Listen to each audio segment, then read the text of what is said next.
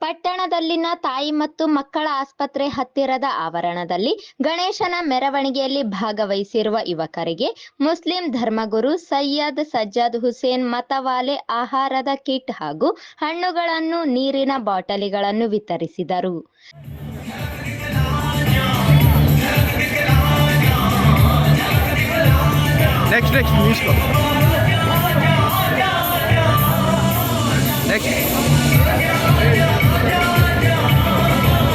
Next, भेजो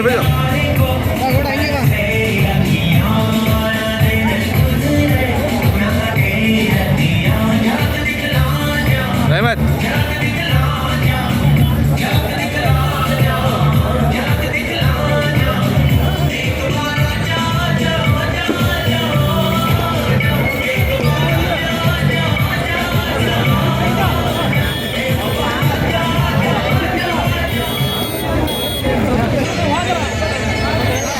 ಪ್ರತಿ ವರ್ಷದಂತೆ ಹಿಂದೂಗಳೊಂದಿಗೆ ಮುಸ್ಲಿಂ ಸಮುದಾಯದವರು ಕೂಡ ಸೌಹಾರ್ದತೆಯೊಂದಿಗೆ ಗಣೇಶನ ಮೆರವಣಿಗೆಯಲ್ಲಿ ಭಾಗವಹಿಸಿ ಕುಣಿದು ಕುಪ್ಪಳಿಸಿದರು.